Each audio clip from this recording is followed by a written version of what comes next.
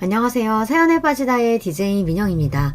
오늘 사연자는 꼴같지 않은 인간들에게 본때를 보여주고 참교육까지 해줬다는데요. 과연 어떤 사연인지 들어보시겠습니다. 오늘도 두 가지 사연 준비되어 있는데요. 끝까지 들어주실 거죠? 그럼 바로 시작해볼게요. 구독과 좋아요 잊지 말고 꾹 눌러주세요. 안녕하세요. 저는 30대 여자입니다. 저는 결혼한 지 이제 2년 넘은 새내기 주부예요. 남편과는 직장에서 만났어요. 남편은 거래처 사람이었는데 일하다가 자주 보다 보니 어느새 정이 들었습니다. 그러다 보니 연애도 하고 결혼까지 하게 됐습니다. 연애할 때 보았던 남편은 저에게 항상 다정하고 주변 사람들 잘 챙기는 좋은 사람이었거든요. 특히나 남편은 후배들을 그렇게 잘 챙겼어요. 직장 생활 하다 보면 상사에게 아부하며 잘하는 사람들은 많이 봤어도 후배들까지 잘 챙기는 사람들은 흔치 않았는데 남편은 그런 흔하지 않은 사람 중 하나였습니다. 하나를 보면 열을 안다고 일도 잘해서 회사에서도 인정받고 아래 사람들에게도 잘하는 모습을 보니 저도 당연히 남편을 좋은 사람이라고 믿었어요. 그런데 제가 뭘 몰라도 너무 몰랐습니다. 사람을 겉으로 보이는 모습만 봐서는 안 되는 거였는데 제가 남편을 홀딱 믿어버렸어요. 막상 결혼하겠다고 약속을 하고 준비를 하다 보니 실상은 조금 다르더군요. 같이 직장 생활을 하면서 보낸 시간과 연애 시간을 합치면 6년이 넘어요. 그 시간 동안 제가 봐온 남편은 자기 관리도 확실하고 멀끔한 사람입니다. 일주일에 5일 헬스장에 가서 운동하고 주말에는 요가도 다녀요. 거기다가 여행도 좋아하고 골프도 좋아해서 하루도 집에서 가만히 보내는 날이 없었습니다. 반면 저는 시간이 생기면 항상 집에서 누워서 쉬기만 하는 사람이었는데요. 남편과 연애하면서 저는 많은 경험을 했어요. 심지어 뭔가 새로운 걸 할 때마다 모든 비용을 남편이 내줬습니다. 제가 괜찮다고 하는데도 남편은 제가 돈 쓰는 걸 보지 못했어요. 그래서 항상 결제할 때마다 실랑이를 벌여야 했습니다. 데이트할 때마다 남편이 모든 비용을 부담하려고 하길래 사실 저는 부담됐었어요. 계산할 때마다 실랭이를 벌이는 게 싫어서 저는 남편이 자리만 비우면 먼저 계산하느라 바빴습니다. 좋게 그러지 말라고 몇 번이나 말을 해도 남편은 그럴 수 없다는 식이더라고요. 남자가 데이트 비용도 못 낼 정도면 여자 만나지 말아야지. 그럴 때마다 저는 80년대도 아니고 21세기에 도대체 무슨 소리를 하는 거냐고 했어요.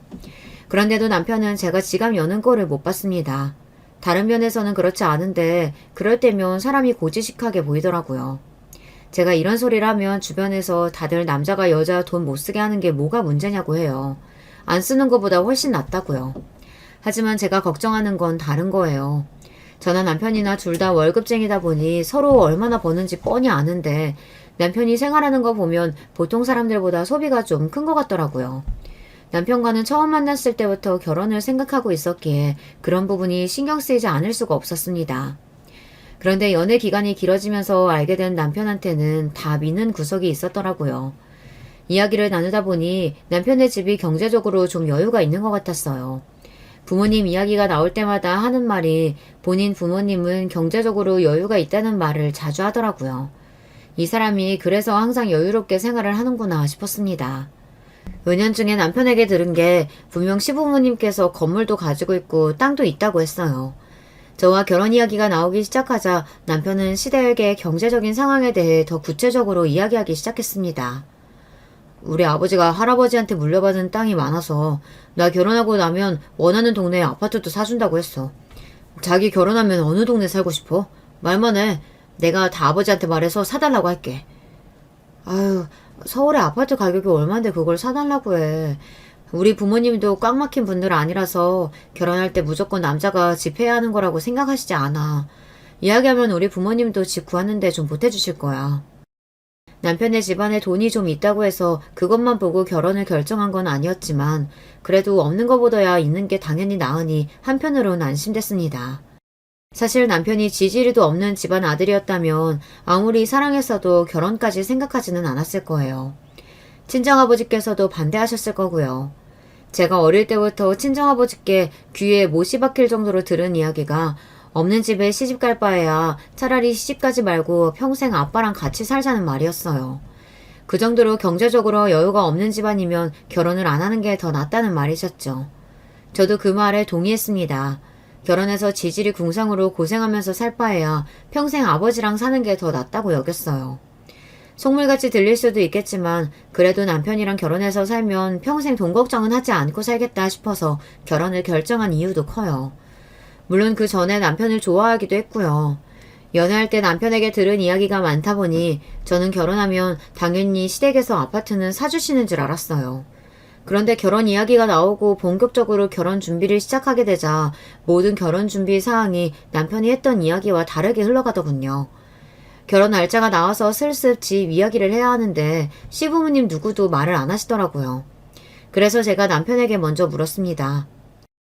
이제 결혼 날짜도 정해졌는데 슬슬 집이랑 혼수도 준비해야 할 것 같은데 부모님이랑 상의했어? 신혼집 위치는 아무래도 회사 근처가 좋겠지? 그 전에 남편과 나눈 이야기들이 있으니 저는 남편이 당연히 시부모님과 이야기가 다 끝난 줄 알았어요. 그런데 남편이 하는 말이 기가 막히더군요. 그게 참, 내가 이야기하려고 했는데 아버지께서 자기를 너무 예쁘게 보셨는지 결혼하고 1년만 아버지 건물에 들어와서 살았으면 하시더라고요. 저는 남편의 말에 적잖이 놀랐습니다. 연애할 때 남편이 한 이야기가 있다 보니 남편과의 결혼을 생각하면 당연히 서울에 아파트를 구해주실 줄 알았지 시부모님이랑 같은 건물에 살게 될 거라고는 생각도 안 해봤습니다. 자기 부모님 건물이면 내가 다니는 직장에서 너무 멀기도 하고 더군다나 시부모님이랑 한 건물에 살면 내가 불편할 것도 많을 것 같은데 나 그런 건 한 번도 생각 안 해봤어.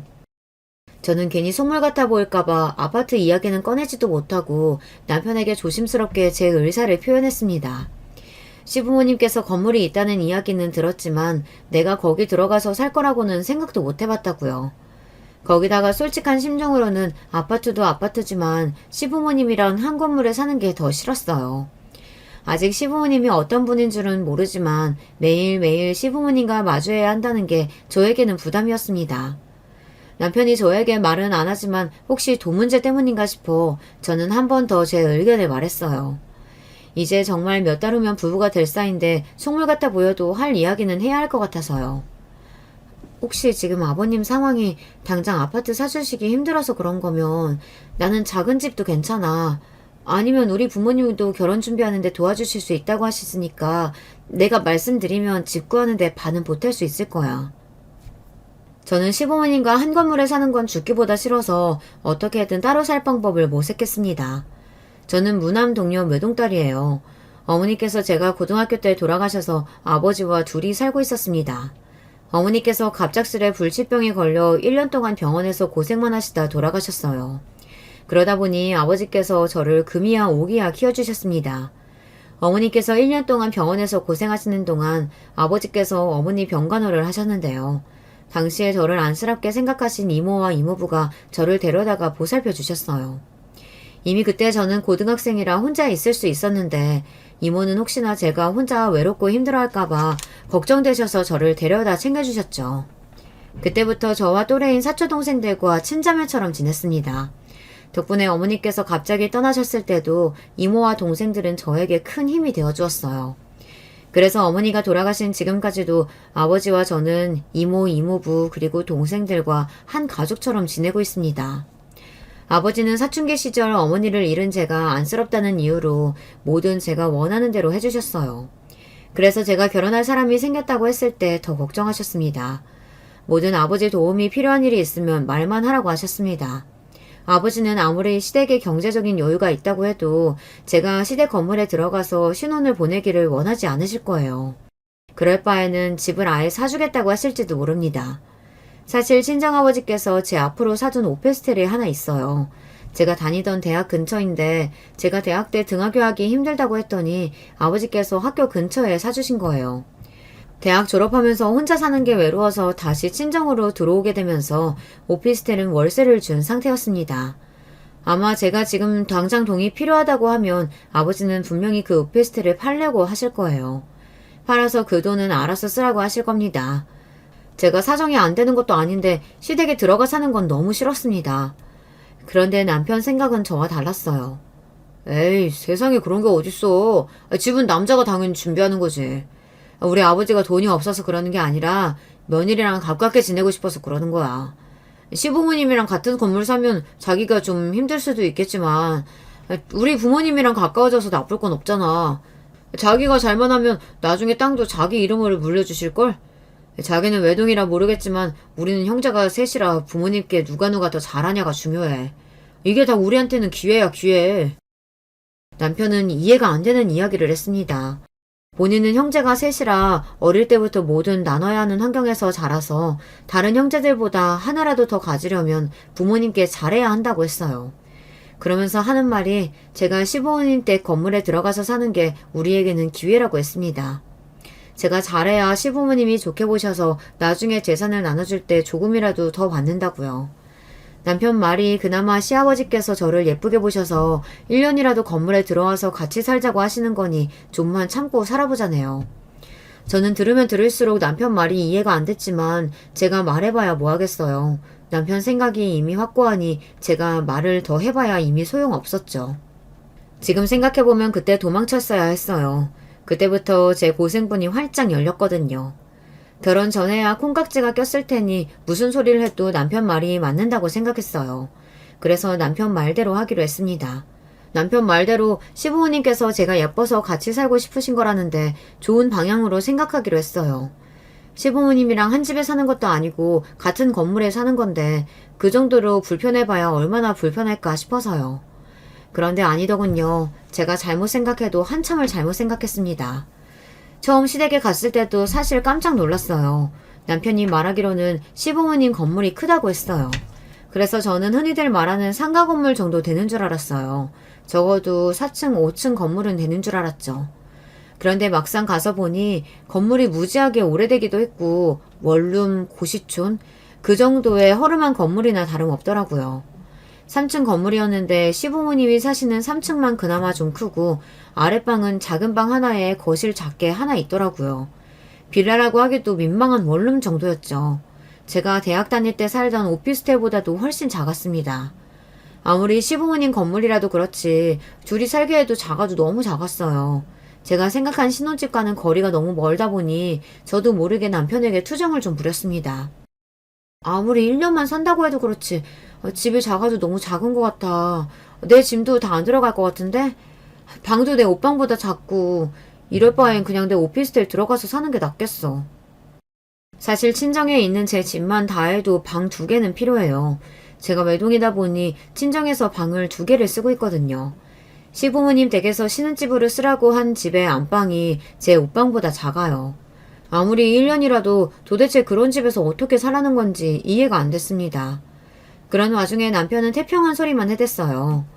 딱 1년만 사는 건데 뭘 그래. 우선 자기 집은 반만 가져오고 나머지는 처가에 두자. 나머지는 나중에 분가할 때 가지고 오면 되지. 우리 진짜 이 방법밖에 없는 거야? 그냥 우리 친정에 이야기해서 전세부터 시작하는 건 어때? 몇 년만 우리 둘이 모으면 금방 집 살 수 있을 거야. 자기가 우리 아버지 몰라서 그래. 아버지가 한번 뱉은 말 안 들으면 그때부터는 우리 집에서 얄짤 없어. 아무리 생각해봐도 저나 남편이나 둘 다 너무 불편할 것 같은데 남편은 자꾸만 생각도 안 해보고 무조건 그 집에서 살아야 하는 것처럼 말하니 서운해도 너무 서운하더군요. 저도 그 집에서 살겠다고 이미 말은 했지만 좁아터진 집을 볼 때마다 마음이 답답했어요. 그래서 어떻게든 확실히 하고 싶었습니다. 1년 후에 분가하는 건 확실하지? 그리고 분가할 때 아버님께서 집도 사주시는 거고. 집에 가보기 전까지는 그래도 시부모님 건물에 들어가 사는데 긍정적이었는데 막상 시부모님 건물에 직접 가보고 나니 마음이 편치 않았습니다.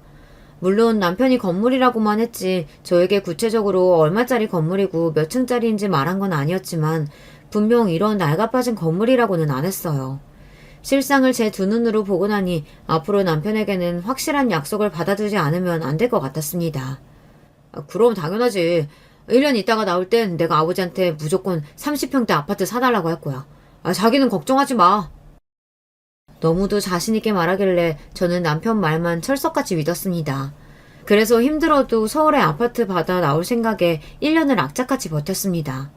그런데 그 1년이라는 시간이 느려도 너무 느렸어요. 저는 평생 상상해본 적도 없는 시집살이에 시달려야 했거든요. 저희 시댁 식구를 소개하자면 누구 하나 평범한 사람이 없어요.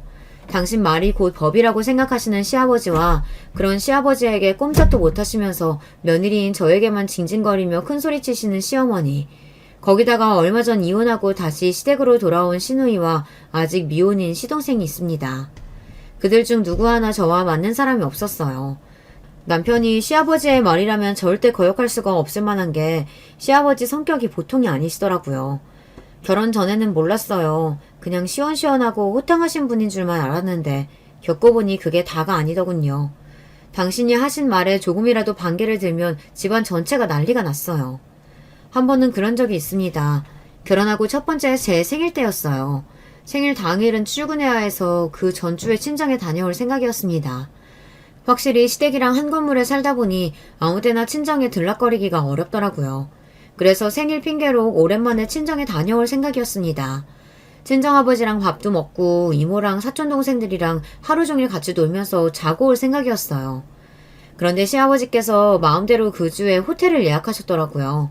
일절 상의 한마디 없이 이틀 전에 통보하셨습니다. 제 생일 기념해서 시댁 식구들이랑 다 같이 하루 호텔에서 쉬다 오자고요.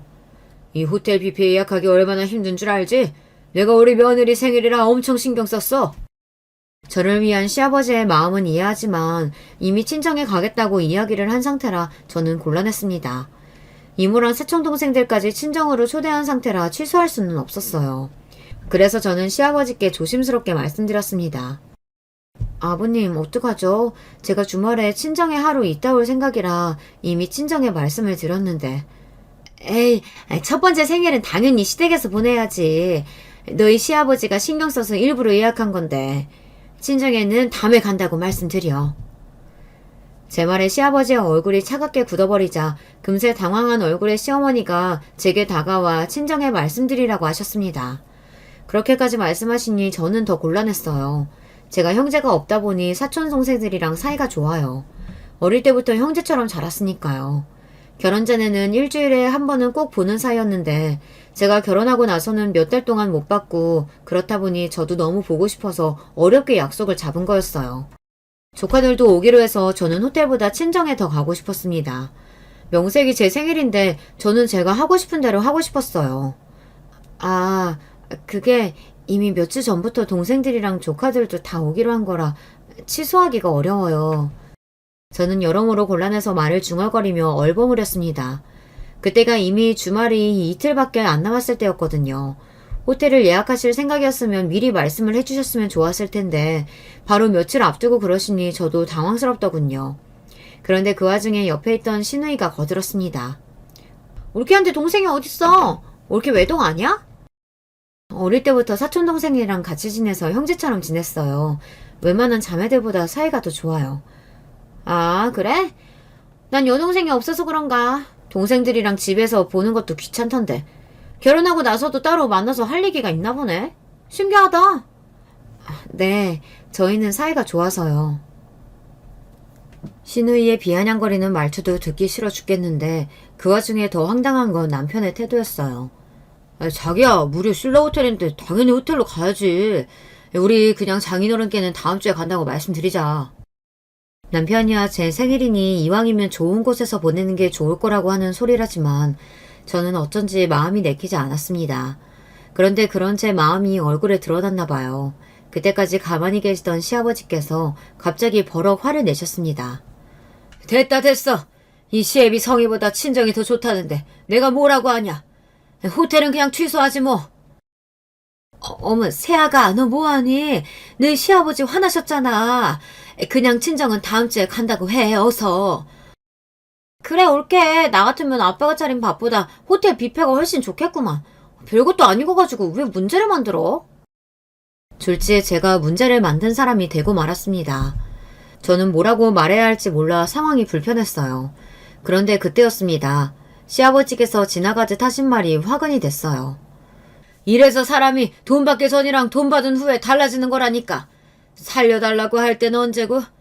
으휴, 자식이라도 다 자기들 필요할 때만 부모 찾지. 순간 시아버지의 말씀에 저도 모르게 얼굴이 붉게 타올랐어요. 시아버지께서 도대체 무슨 말씀을 하시는 건진 모르겠는데 분명 저에게 하시는 말씀이었으니까요. 그래서 저는 시아버지께 그게 무슨 말씀이냐고 저희가 무슨 돈을 받았느냐고 물었습니다. 저는 아무리 생각해도 시아버지께 따로 받은 돈이라고는 없는데 왜 저런 소리를 하시는 건가 싶어서요. 자기야, 아버지는 그냥 하시는 말이야. 아버지, 우리 주말에 호텔 갈 거예요. 그러니까 취소하지 마세요. 그치, 자기야? 남편의 태도는 분명 어색하고 이상했습니다. 시아버지의 눈치를 슬슬 보며 저에게 뭔가 숨기는 게 있는 것 같았어요. 저는 이대로 그냥 넘어가면 안 될 것 같아 남편의 팔을 붙잡고 물었습니다. 이게 무슨 말이야? 설마 자기 나 모르게 아버님께 뭐 받은 거 있어? 그래서 아버님께서 저런 얘기 하시는 거야? 돈을 받았건 안 받았건 저는 모르겠습니다.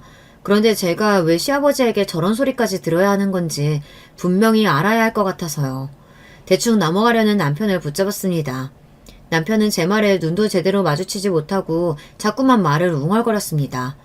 그때였어요. 제가 남편을 몰아붙이니 시아버지께서 대뜸 또 언성을 높였습니다. 몰라서 물어? 윤석이 이 자식이 새아기를 너 만나는 동안 카드빚을 얼마나 졌는지 신용불량자까지 되게 생겨서 내가 이번에 싹 다 갚아줬다. 내가 이미 지난 일이니 말은 안 하려고 했는데 너는 나이도 먹을 만큼 먹었다는 애가 도대체 어떻게 하고 다녔으면 남자 카드빚을 지게 해? 그러다 내 아들 신용불량자라도 됐으면 어쩔 뻔했냐? 어안이 벙벙하다라는 말이 이런 순간을 두고 하는 말이더군요. 저는 누군가 저 모르게 뒤에서 제 뒤통수를 세게 한 대 친 줄 알았어요. 그 정도로 어이가 없고 기가 막혔습니다.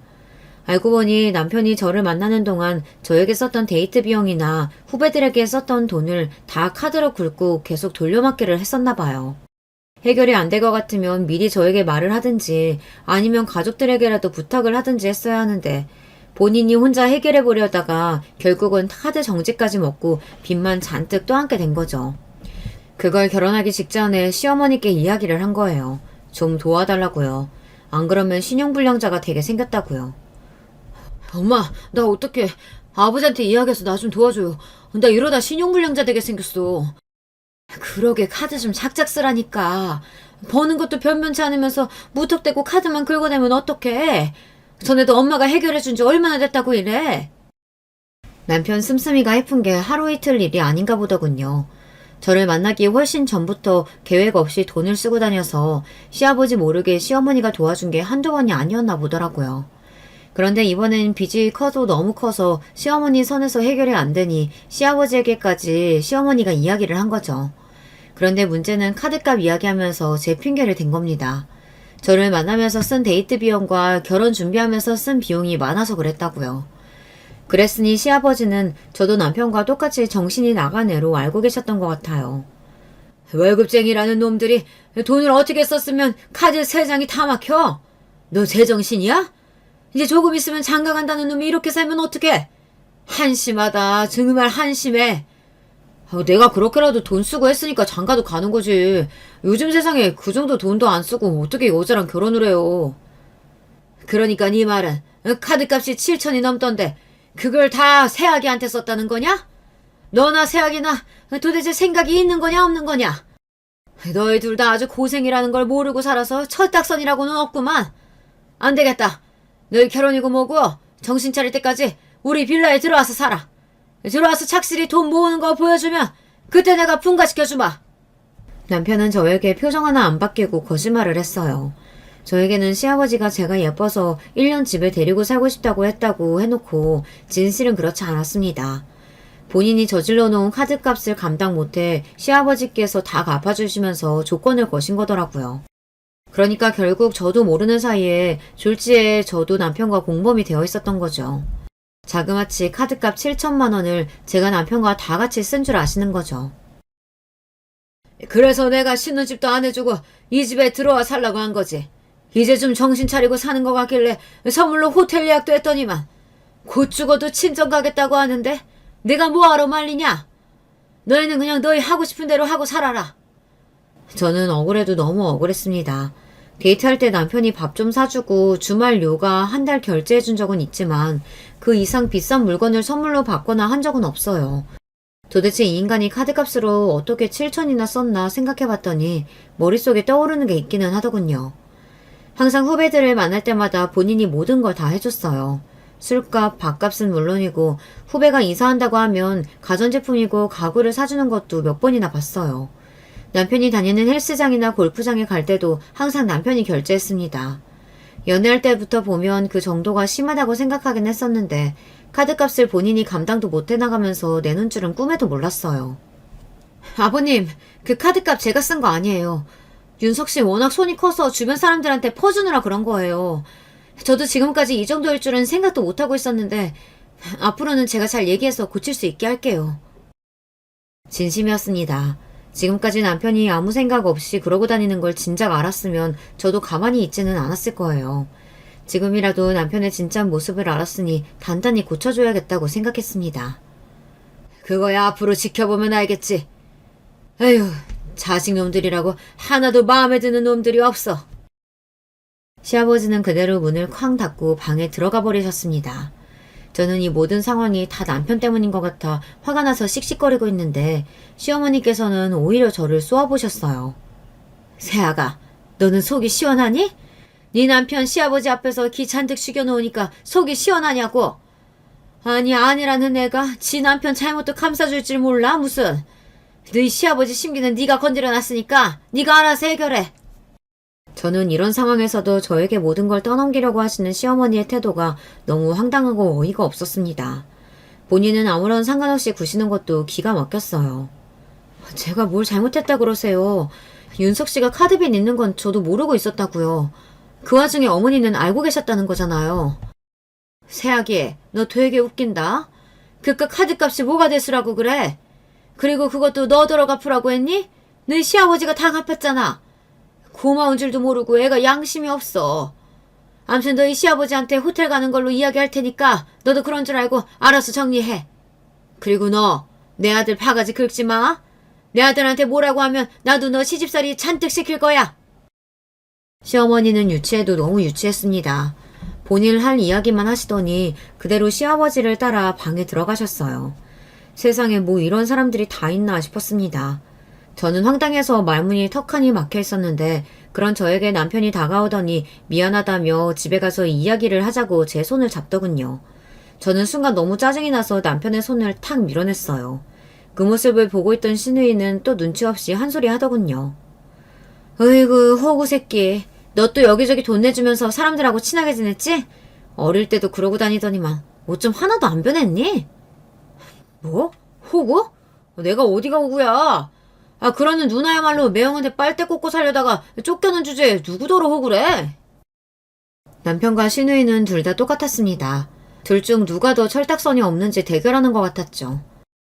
이 자식이 쫓겨나긴 누가 쫓겨났다 그래. 내가 알아서 이혼하고 나온 거야. 그 자식이 쪼잔하게 굴어서. 저는 시누이와 남편 싸움까지 끼고 싶지 않아 그대로 시댁을 나와 집으로 내려왔습니다. 안 그래도 화가 나 죽겠는데 좁아터진 집구석을 보니 더 화가 나더군요. 제가 이런 집에서 사는 이유가 남편의 카드비 때문이었다고 생각하니 억울해서 눈물까지 날 것 같았어요. 그런데 그런 와중 눈치 없는 시누이가 굳이 또 저를 따라 집에 내려왔어요. 그러더니 마음대로 문을 벌컥 열고 들어와서 한다는 말이 또 제 심기를 건드렸습니다. 와, 여기 진짜 오랜만에 들어와 봤는데 작게는 진짜 작다. 내가 올케한테 말했었었나? 나 결혼했을 때 시댁에서 40평대 아파트 해줬었다고. 그 집이 지금은 20억이 넘는다더라. 쉬누이는 안 그래도 속이 말이 아닌 제 앞에서 굳이 잘난 척을 해댔어요. 꼴같지도 않았습니다. 이혼하고 친정에 다시 돌아온 주제에 잘났다고 옛날 이야기를 하더라고요. 쉬누이는 시어머니를 그대로 빼다박았어요. 자기 손으로 제대로 돈도 한번 못 벌어봤으면서 남의 돈으로 호의호식하며 살고 싶어 했죠. 남편에게 듣기론 시누이는 제대로 된 직장 한 번 안 다니고 집에서 신부 수업만 하다가 결혼도 조건 보고 선봐서 결혼했다더라고요. 저 남편 돈만 보고 결혼했다가 너무 사치를 부려 이혼당했다고 들었어요. 시어머니도 시누이와 별반 다르지 않아요. 시아버지 비유만 살살 보면서 시아버지 돈 펑펑 쓰면서 사시거든요. 그러고 보니 저희 남편도 시누이와 시어머니와 별반 다르지 않네요. 나가서 돈 있는 척 잘 사는 척 하고 다니며 결국은 시아버지 돈으로 펑펑 쓰고 다닌 거니까요. 그렇게 생각하자 저는 더 우울해졌습니다. 제가 생각했던 남편과의 결혼 생활은 이런 게 아니었는데 뭔가 꼬이기 시작한 것 같아서요. 어머, 올케는 그 나이 먹도록 도대체 어떻게 살았길래 물건이 이렇게 없어? 에게, 친정에 돈 좀 있다더니 가방이랑 옷은 이게 다야? 아휴, 올케 안목이 좀 별로구나? 이쯤 되니 신우이가 이혼을 당한 게 눈치가 없어서인가 싶을 정도로 사람이 참 눈치가 없더군요. 자기 멋대로 방에 들어가서 옷장을 마음대로 열어봤어요. 그러더니 손에 잡히는 대로 꺼내서 옷이며 가방 브랜드를 막 확인하더라고요. 저는 너무 불쾌해서 신우이의 손에 들린 옷을 빼서 다시 옷장에 넣었습니다. 제가 오늘 너무 피곤해서 그런데 그만 올라가 주시겠어요? 좀 쉬고 싶어서요. 저는 최대한 화를 누르며 단호하게 이야기했습니다. 와, 올케도 성격 좀 있구나. 하긴 남자 꼬셔서 카드값 7전이나 쓰게 만들었는데 그게 어디 보통 성격이겠어? 암튼 우리 아빠 마음 돌려놓으려면 올케도 몇 달 고생 좀 해야 할 거야. 나 이혼하고 왔을 때 절대 안 받아준다고 해서 내가 반년을 아버지한테 빌었거든. 신우이는 하는 말 하나하나가 다 거슬려 저는 눈살을 잔뜩 찌푸린 채 신우이는 쳐다도 안 보고 그대로 옷장을 닫아버렸습니다. 그러자 신우이는 뭐가 그렇게 재미있는지 실실 웃으면서 나가더군요. 그리고 가는 순간까지도 재수가 없었어요. 주말엔 올케 덕분에 호텔 뷔페 먹겠네. 고마워. 얄미워 죽는 줄 알았습니다. 정말이지 그날은 시댁 식구들 때문에 미쳐버릴 것 같았어요. 너무 짜증이 나서 마음 같아서는 친정에 가버리고 싶었습니다. 하지만 이미 밤이 깊었어요. 이 시간에 아버지나 이모에게 연락했다간 다들 저를 걱정하시느라 한숨도 못 주무실 게 뻔해요. 다음날 전화해서 이번 주에 못 가고 다음 주에 가겠다고 이야기할 생각에 저는 마음이 무거웠습니다. 사실 결혼해서 시댁 건물에 들어가 산다고 했을 때 아버지께서 속상해 하셨어요. 그럴 거면 아버지께서 집을 구해줄 테니 거기서 살라고도 했습니다. 하지만 남편이 말한 대로 시아버지께서 저를 예쁘게 보셔서 1년만 같이 살기를 원하신다고 이야기했습니다. 친정아버지도 본인이 시아버지 입장이면 그럴 수 있겠다고 너그럽게 이해해 주셨어요. 내 자식이 예쁘고 마음에 들어서 그러신다는데 이해해야지. 시부모님이랑 한 건물 살면 우리 딸이 힘들고 피곤한 일도 있겠지만 그럴 땐 언제든 아빠한테 와. 언제든지 아빠가 도와줄게. 저는 그날 밤 힘든 마음을 아버지를 생각하며 애써 위로하며 잠들었습니다. 남편은 저한테 잔소리를 들을까봐 무서워서인지 아니면 시아버지 눈치가 보여서인지 그날 저녁 시댁에서 자고 출근한다는 메시지 한 통을 덜렁 보내놨더라고요. 그날 밤 저는 결혼한 거에 대해 처음으로 후회가 됐습니다. 그래도 어쩌겠어요. 결혼이라는 게 후회한다고 해서 그 전으로 되돌린다는 건 쉬운 일이 아니더라고요. 저도 평범한 부부처럼 남편과 매일 지지고 볶으며 살았습니다. 그 전엔 몰랐는데 남편이 한번 밉다고 생각이 들고 나니 별거 아닌 일에도 화가 나고 짜증이 나고 그러더라고요. 어떨 땐 이렇게 우리가 평생 부부로 살 수 있을까 싶기도 하고요. 거기다가 시어머니고 시누이고 툭하면 사람을 짜증나게 하고 심기를 건드리니까 내가 진짜 이렇게 사는 게 맞나 싶었죠. 그러던 중 드디어 결혼한 지 1년이 지났어요. 저는 그날만 기다리고 있었습니다. 결혼한 지 1년이 되던 날 저는 시아버지께 올라가 직접 이야기했어요. 남편한테 말해봐야 시아버지가 무서워서 말도 못할 게 뻔하니까요. 저는 시아버지께 결혼한 지 1년도 넘었으니 분가하겠다고 했습니다. 그런데 시아버지는 제 말에도 들은 척도 안 하셨어요. 1년이든 2년이든 분가해서 나가는 건 너희들이 알아서 할 일이지. 그걸 왜 나한테 얘기하고 난리야? 나가고 싶으면 나가. 결혼 초기부터 시아버지와 틀어지기 시작한 사이는 1년 동안도 별반 다르지 않았습니다. 남편이야 아버지에게 미움받을까봐 무서워서 슬슬 눈치만 보고 다니고 저는 시댁 식구라면 마주치기만 해도 싫어서 슬슬 피해 다니다 보니 시아버지와 크게 가까워질 일이 없었죠.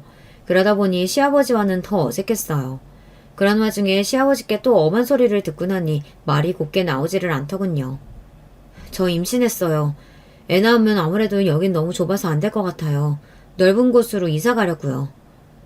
임신한 사실을 남편보다 시아버지에게 먼저 이야기하게 될 줄은 몰랐는데 상황이 생각지도 못한 방향으로 흘러가다 보니 저도 모르게 임신한 사실부터 덥석 이야기하고 말았습니다. 그런데 그때 시아버지의 반응이 남달랐어요. 임신? 아이고 잘했어. 우리 며느리가 임신이라니.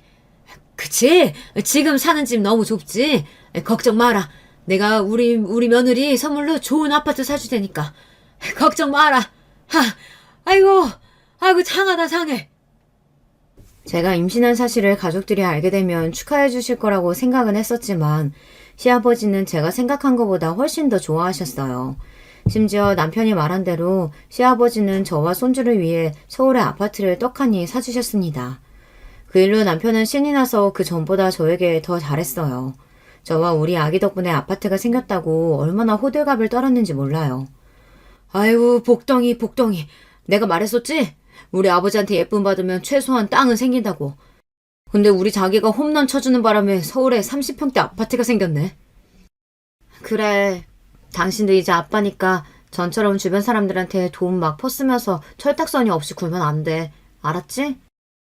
남편 말대로 제 뱃속의 아기가 복덩이는 확실했습니다. 그 전까지는 남편과 제 사이도 대면대면 했었는데 아기가 생기고 나서는 저와 남편도 사이가 좋아졌어요. 남편이 허세가 좀 있고 철은 없어도 사람이 순하고 자상하기는 해요. 시어머니와 시누이 때문에 짜증이 날 때도 옆에서 항상 제 편을 들어줍니다. 그렇게 저는 성공적으로 분가를 하게 됐습니다. 그리고 제 결혼 생활도 안정을 찾는구나 싶었어요. 그런데 눈치 없는 시누이가 건드리면 안 되는 사자의 코털을 또 건드리고 말았습니다. 시아버지께서 저희에게 아파트를 사주시니 시누이가 아무래도 셈이 났나 봐요. 저희가 분가해서 나오자마자 연락도 없이 집에 찾아왔어요. 그것도 술에 잔뜩 취해서 왔더라고요. 내가 아빠한테 집 사달라 집 사달라 그렇게 조를 때는 아는 척도 안 하더니만 며느리가 임신했다고 신축 아파트를 떡하니 사줬네. 술 먹었으면 집에 곱게 갈 일이지 여긴 왜 왔어? 형님, 오늘은 늦었으니까 여기서 주무시고 내일 가세요. 제가 어머님께 연락해 놓을게요. 저는 괜히 술 취한 사람 심기를 건드리고 싶지 않아 애써 시누이를 달랬습니다. 어차피 술에 취했으니 그냥 오늘은 재우고 내일 집에 데려다 주자 싶었어요. 그런데 눈치 없는 시누이는 제 속을 또 박박 긁더군요.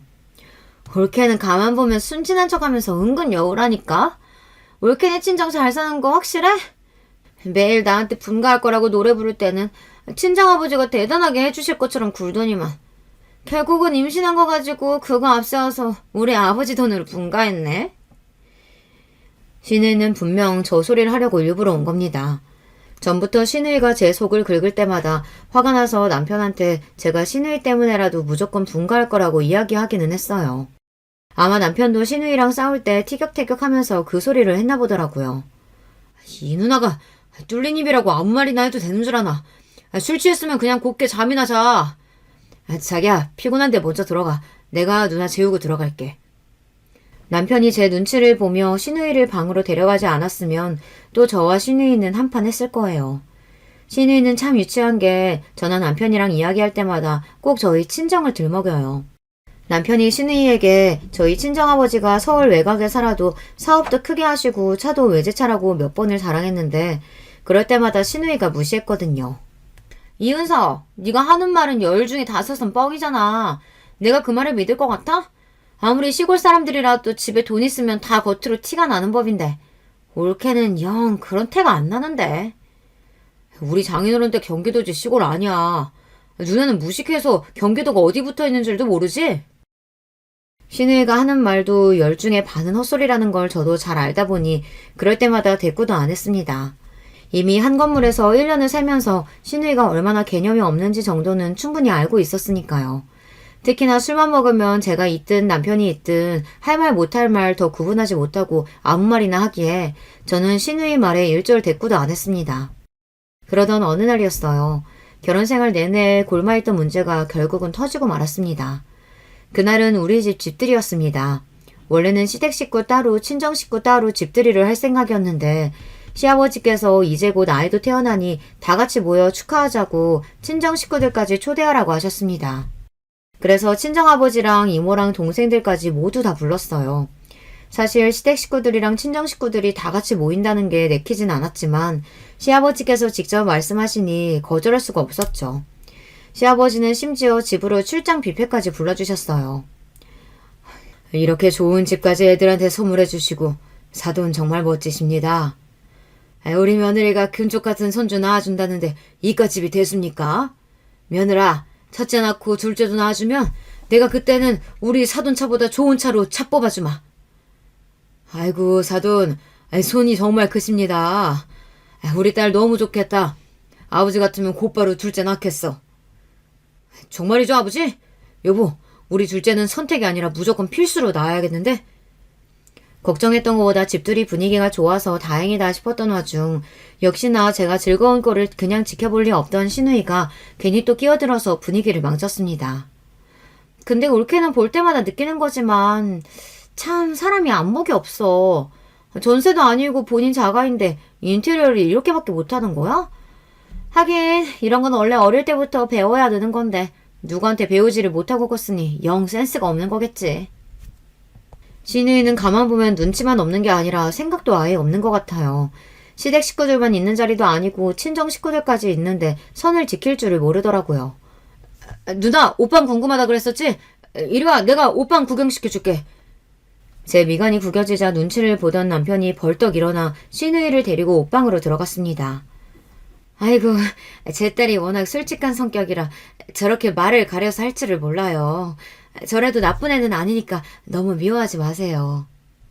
시어머니는 꼴에 자기 딸이라고 편을 들었지만 친정 식구들 얼굴은 좋지 않았습니다.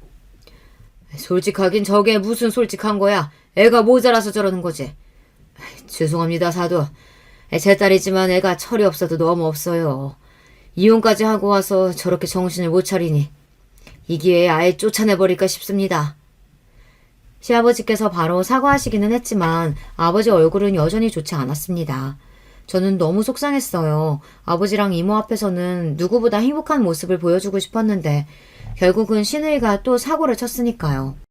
집들이가 끝나고 모두가 돌아가고 난 뒤 저는 무거운 몸을 간신히 일으켜 집안 정리를 했습니다. 시아버지께서 부른 뷔페 업체에서 청소까지 다 하긴 했지만 그래도 제가 해야 할 것들이 있었어요. 그런데 이상한 점이 하나 있었습니다.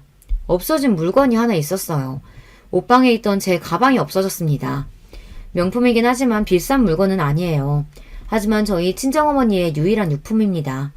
어머니께서 돌아가시기 직전까지 가지고 계시다가 저에게 주라고 아버지에게 남기고 간 가방이에요. 아무리 생각해도 제 가방을 가지고 갈 사람은 딱 한 사람밖에 없었어요. 바로 신우이입니다. 항상 저에게 안목이 있네 없네 뭐라고 하면서도 저희 집에 올 때마다 제 물건을 탐내고는 했어요. 전에 같은 건물에 살 때에는 말도 안 하고 제 옷이나 신발을 가지고 간 게 한두 번이 아니었습니다. 저는 다음날 바로 시댁에 갔어요. 오전 11시가 넘었는데도 신우이는 자고 있었어요. 방을 둘러보니 역시나 제 가방이 거기 있었습니다. 저는 너무 화가 나서 신우이가 덮은 이불을 뺏었어요. 그러자 놀란 신우이가 짜증을 내면서 일어났습니다. 이 가방이 무슨 가방인 줄 알고 가져간 거예요? 그거 우리 엄마 유품이라고요. 도대체 도둑도 아니고 왜 남의 물건을 허락도 안 받고 가지고 가요? 저는 지금까지 억눌러왔던 화가 폭발했습니다. 소리를 버럭버럭 질렀어요. 그러자 천연덕스러운 얼굴로 일어난 신우이가 말도 안 되는 소리를 짓거렸습니다. 꼴에 웬일로 괜찮은 명품백이 있나 했더니 역시나 올케가 산 건 아니구나? 이 정도 명품백은 나 같은 명품인 사람이 들어야지. 올케한테는 영 안 어울려. 이거 그냥 놔줘. 저는 그 순간까지도 간신히 붙잡고 있던 이성의 끈이 빠지지 끊어지고 말았습니다. 명품? 당신 인성이 명품이라고? 좋아. 네가 얼마나 명품인지 내가 아버님께 그대로 말씀드려야겠다. 형님이군 아발이고 더는 봐줄 수가 없었습니다. 얌전해 있는 사자의 코털을 자꾸만 건드리니 저로서는 봐줄 이유가 없었어요. 저는 그대로 거실로 나가 시아버지가 쉬고 계신 방을 노크했습니다. 그리고 시아버지 방에 들어가 제가 아는 사실을 그대로 말씀드렸어요. 아버님, 제가 이런 이야기를 들어야 하나 말아야 하나 고민했는데요. 아무래도 안 되겠네요. 사실은 형님 아직 이혼 안 끝났어요. 아직도 소송 중인 거 아버님도 아세요? 뭐야? 이혼 소송이라니. 그게 무슨 소리야? 합의 이혼했다더니만 그런 게 아니었어? 올케가 뭘 한다고 그래? 내가 무슨 소송을 한다고 그래? 웃기네 정말. 제가 모를 줄 알았어요? 형님이 술 취할 때마다 저한테 다 말했잖아요. 바람 피우다가 걸려서 소송 중이라고. 이러다 이혼 위자료에 전남편 소송비까지 다 물게 생겼다고 울고불고 했었잖아요. 뭐야? 이 미친년이 이제 하다하다 바람? 네가 돌았구나 돌았어. 아버지, 제가 몇 살인데 그래요? 설마 때리려고요? 그러지 마세요. 그랬습니다. 신우이는 전혀 기억 못했지만 술에 취해서 우리 집에 올 때마다 같은 소리를 했어요. 신기하게 남편이 있을 때는 말을 안 했었는데 저만 있으면 전 남편 이야기를 쉽게 하더라고요. 아버지께서 이 사실을 알면 아마 자기 머리털을 다 뽑아버리고 집에서도 쫓아날 거라고 비밀이라고 해서 저 나름대로 그 비밀을 2년째 지키고 있었습니다. 그런데 이제는 아니었어요. 제 재수없는 시누이의 비밀을 제가 뭐하러 숨겨주겠어요. 그날 이후 시아버지의 눈밖에 든 시누이는 집에서 쫓겨났습니다. 다른 건 몰라도 남편 두고 바람 피우는 딸녀는 절대 당신의 딸로 인정할 수 없다고 호적에서도 파버릴 거라고 하셨어요. 재판 결과가 나와서 위자료를 내게 되더라도 시누이 본인더러 알아서 하라고 엄포를 놓으셨습니다. 그리고 시아버지는 시누이를 대신해서 저에게 사과하셨어요. 당신이 자식을 잘못 키워서 저에게까지 피해를 줬다고요. 제가 형님을 용서하기 전까지 절대 시누이를 안 보겠다고까지 하셨어요. 남편 말로는 시누이가 일자리를 구했다고 하더라고요. 그것 또한 얄미웠습니다. 지금까지 시아버지한테 빌붙어서 아무것도 안 하고 먹고 살더니만 이제야 똥줄이 탔나 보더라고요. 그리고 종종 저에게도 시누이의 연락이 옵니다. 그때 일은 미안했다고 이야기하지만 저는 진심이라고 생각하지 않아요. 저는 아직 용서해줄 마음이 생기지 않아 연락도 받지 않고 있습니다. 지난 2년 동안 제 속을 들들 볶던 시누이 얼굴을 안 보고 사니 저도 너무 속이 시원하고 살만하더라고요. 그동안 저는 아이도 무사히 출산하고 육아에 빠져 있습니다. 조금 있으면 아이 100일이에요. 그래서 조금 고민이 됩니다. 그래도 제 아이의 고모이고 남편의 누나이니 이제 그만하고 제가 먼저 연락을 해야 할까요? 사실 저는 아직 모르겠습니다. 그런 일이 있었다고 해서 과연 형님이 변하셨을까 해서요. 여러분의 생각은 어떠세요? 아무리 미워도 가족이니 용서하고 받아줘야 할까요? 여러분의 의견 댓글로 남겨주시면 참고하도록 하겠습니다. 끝까지 제 이야기 들어주셔서 감사해요. 여러분의 가정에는 항상 좋은 일만 가득하시길 바랄게요. 안녕하세요. 저는 서울에 거주하는 40대 여자입니다. 얼마 전에 날씨 좋을 때 제 인생에서 큰 사건이 발생했어요. 오늘 제보할 사연도 바로 그때 일어난 일이랍니다. 한동안 그 사건의 후유증이 컸는데 지금은 괜찮아졌어요. 그래서 용기 내어 제보하려고 합니다. 저는 무려 4남매의 막내로 태어났고 언니 오빠들의 사랑을 많이 받고 자랐어요. 다만 한 가지, 친구들과 다른 점이 있다면 저는 엄마가 없었습니다. 듣기로는 저를 낳으면서 엄마가 돌아가셨다고 해요. 그래서 저는 엄마를 사진으로만 보고 자랐습니다. 큰언니가 저와 19살 차이가 나는 늦둥이라 언니가 저를 엄마처럼 키워주셨죠. 아빠는 그래서 엄마 없이 우리 4남매를 키우느라 고생을 매우 많이 하셨어요.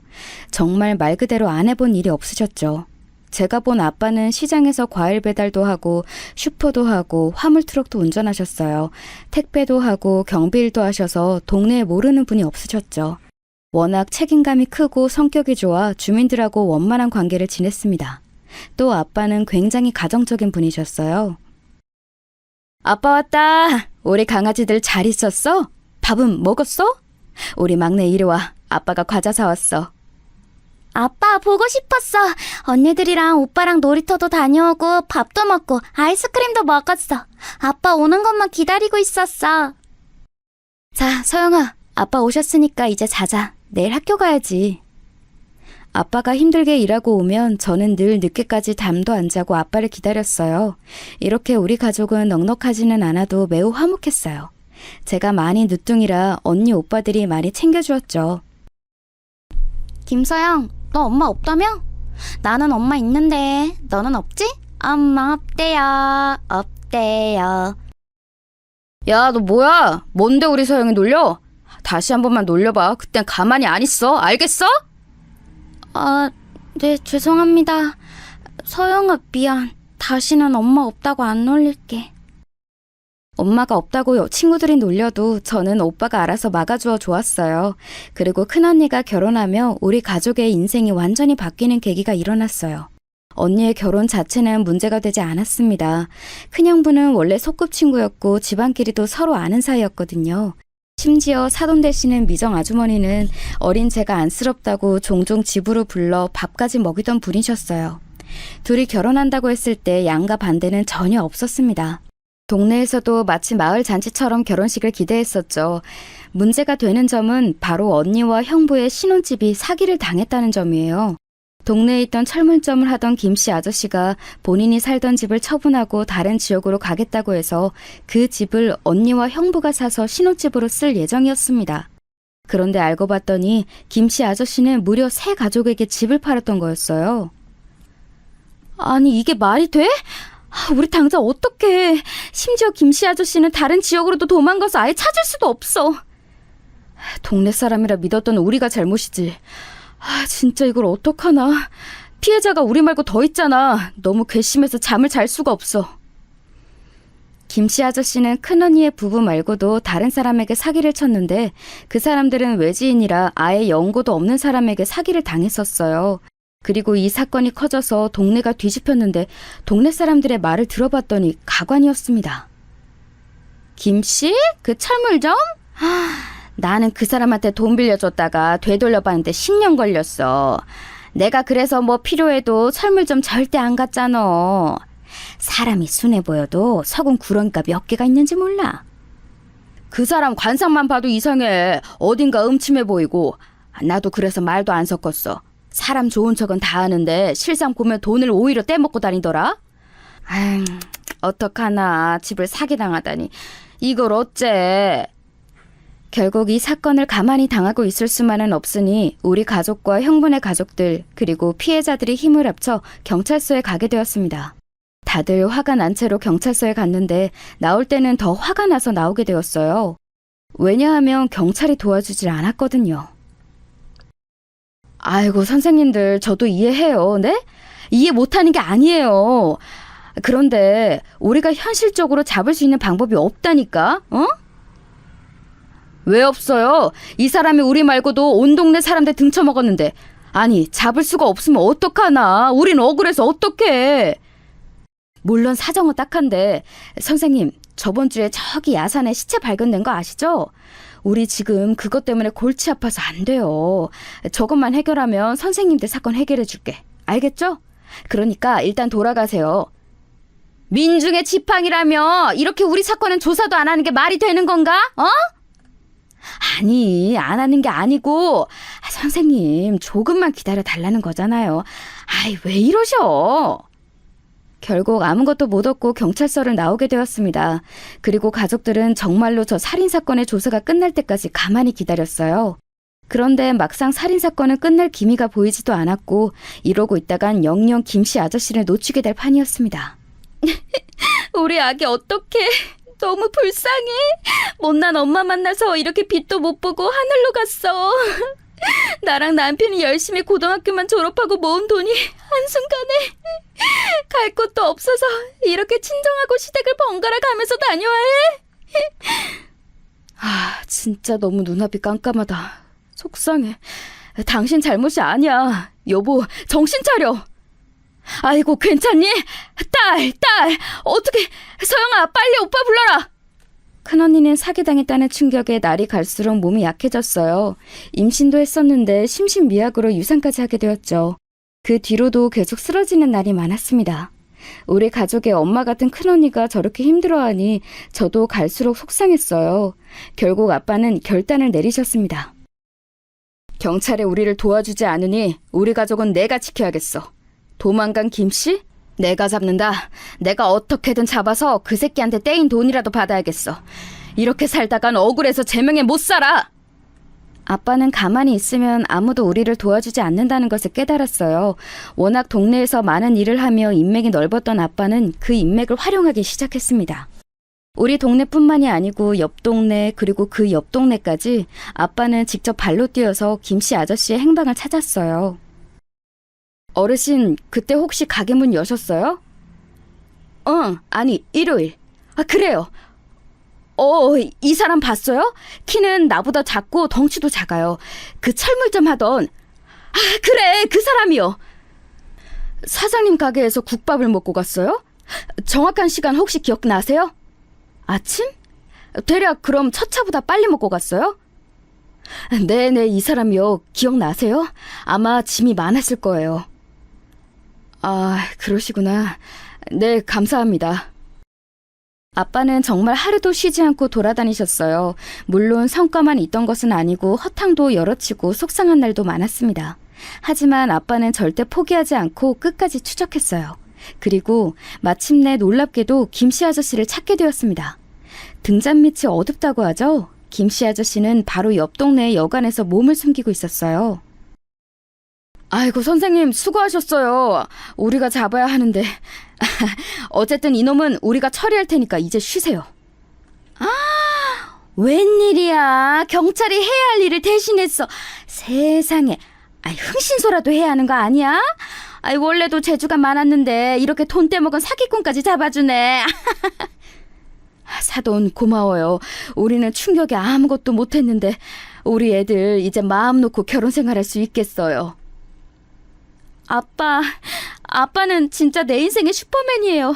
액땜했다고 생각하고 남편이랑 평생 행복하게 살게요. 아빠가 직접 김씨 아저씨를 잡아 경찰에게 넘기니 아빠는 동네 유명 인사가 되었습니다. 큰언니와 형부도 일이 해결되고 바로 조카를 다시 가졌어요. 장인어른, 저보고 친구들이 부럽다고 하더라고요. 탐정을 장인어른으로 두었다고 앞으로 세상 살면서 억울한 일은 없을 거라고 하던데. 이번 기회에 흥신소 차리시는 거 어떠세요? 에이, 아니야. 무슨 소리야. 나는 그냥 너희가 억울해서 유산하고 살도 너무 많이 빠지니까 그게 안쓰러워서 그랬지. 아니야. 무슨 흥신소야. 여러분, 그런데 말이에요. 장난식으로 동네 주민들과 가족들이 했던 말은 얼마 지나지 않아 현실로 일어났습니다. 워낙 좁은 동네라 아빠가 직접 발로 뛰어 사기꾼을 잡았다는 소식이 들리자 몰래 우리 아빠에게 찾아와서 의뢰하는 사람이 늘어났어요. 애 아빠가 바람을 피우는 것 같아요. 어떡해요? 아저씨, 제발요. 저 지영이랑 친구잖아요. 딸이라고 생각하시고 한 번만 도와주세요. 저 이렇게 억울해서 못 살아요. 밤에 잠도 못 자고. 우리 아기는 어떡해요? 아니, 누가 자꾸 우리 가게 앞에 있는 화분을 가져가더라? 심지어 우리 아들이 쓰는 자전거까지 가져갔어. 경찰에 말했더니 좀도둑이라고 도와줄 생각도 안 해. 사장님이 우리 좀 도와줘, 응? 사례는 두둑하게 할게. 사장님, 우리도 사기꾼 좀 잡아줘요. 평생 농사로 힘들게 모은 돈이 다 물거품이 됐어. 우리 어머니 쓰러지고 난리 나서 어떡해. 주민들은 경찰이 제대로 일하지 않는다며 우리 아빠를 계속 찾아왔어요. 아빠가 워낙 정도 많고 동네에서 일하며 인맥이 넓어 그런 사람들을 지나치지 않았습니다. 그렇게 하나둘 돕다 보니 자연스럽게 정말 흥신소 일을 시작하게 되었어요. 그 과정에서 혼자서 하는 것은 한계가 있으니 형부와 큰언니도 도왔죠. 그러면서 본격적으로 흥신소 사무실도 차리게 되었습니다. 웬일이야. 우리 아빠 이제 진짜 사장님이야? 평생 고생하더니 잘 됐다. 아빠, 몸으로 뛰는 건 내가 할 테니까 아빠는 장군처럼 지휘만 해요. 우리 자식들이 날 이렇게 응원해주니까 내가 더 힘이 나서 일할 수 있겠다. 너희는 걱정하지 말고 공부나 열심히 해. 지극히 평범했던, 아니 오히려 조금 가난했던 우리 가족은 그렇게 제가 고등학생 때는 동네에서 알아주는 집이 되었어요. 동네에서 유명해지자 옆 동네에서도 우리 아빠에게 의뢰하기 시작했습니다. 심지어 경찰 아저씨들과 유대감도 있어서 서로 상부상조로 일했어요. 그러면서 아빠는 제가 고등학생 때는 우리 담임선생님의 일도 해결해 주셨습니다. 서영아, 아버님한테 너무 감사하다고 전해드려. 알겠지? 선생님이 얼마나 놀랐는지 몰라. 서영이 아버님 아니었으면 된통 당할 뻔했어. 우리 서영이 오늘은 청소하지 말고 집에 가. 괜찮아. 저는 이런 아빠 덕분에 학교도 매우 편하게 다녔고 동네에서 어느 가게를 가도 저를 알아봤어요. 주민들이 호의적으로 대해주니 좋았습니다. 그렇게 저는 고등학교를 졸업하고 서울로 대학을 가게 되었어요. 언니들과 오빠는 아빠의 흥신소 일을 돕느라 고향에 남고 저만 혼자 서울로 갔습니다. 유감스럽게도 저만 공부를 잘했기 때문에 대학에 입학한 것도 저 혼자였어요. 우리 막내 너무 자랑스러워. 우리 집안에도 이렇게 머리 좋은 인재가 있다니 너무 축하해. 언니가 엄마처럼 챙겨줘서 그렇지. 나는 우리 가족들에게 사랑만 받았잖아. 너무 걱정하지 말고 나도 성인이니까 이제 내 걱정은 그만해도 돼. 우리 막내 다 컸다. 혹시라도 괴롭히는 사람 있으면 언제든지 말해. 알겠지? 우리가 무슨 일이 있어도 우리 막내 괴롭히며 지구 끝까지 찾아갈게. 아휴, 아무도 안 괴롭혀. 나는 진짜 걱정하지 말고 흥신소 일이나 잘해. 그렇게 혼자 서울로 오게 된 저는 딱히 고생하지는 않았어요. 가족들이 하는 흥신소가 워낙 커서 돈을 많이 벌었거든요. 갈수록 의뢰인이 많아지며 사무실 확장 이전만 2번을 했습니다. 또 가족끼리 일하니까 더 자기 일처럼 매달려서 어떻게든 억울한 일들을 해결해줬어요. 이 일을 해결하며 아는 사람이 많아져서 이득을 보기도 했죠. 그래서 저는 서울에 와서 따로 아르바이트도 하지 않았어요. 아빠가 자취방도 구해주고 용돈도 두둑하게 주셨거든요. 우리 막내 엄마 없이 크느라 고생했다. 혹시라도 용돈 부족하면 언제든지 말해. 아빠가 항상 뒤에 있다는 거 잊지 마. 알겠어? 아빠, 나 지금도 또래에 비해 용돈 많이 받고 있어.